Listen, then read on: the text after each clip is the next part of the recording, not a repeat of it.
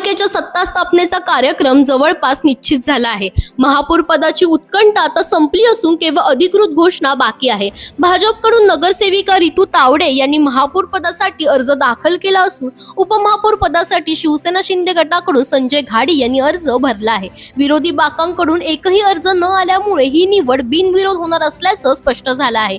येत्या 11 फेब्रुवारीला विशेष सभेत महापौर आणि उपमहापौरांच्या नावाची अधिकृत घोषणा होणार असून यानंतर मुंबई महापालिकेची पहिली महासभा 16 फेब्रुवारीला होणार आहे। या सभेत सभागृह नेता आणि विरोधी पक्ष नेत्यांची नावे जाहीर केली जाणार आहेत। महापालिका निवडणुकीत सर्वाधिक जागा मिळाल्यामुळे भाजपचे गटनेते गणेश खनकर हे सभागृह नेते होतील, तर दुसऱ्या क्रमांकाचा पक्ष असलेल्या शिवसेना ठाकरे गटाच्या किशोरी पेडणेकर या विरोधी पक्षनेत्या ठरण्याची शक्यता वर्तवली जाते।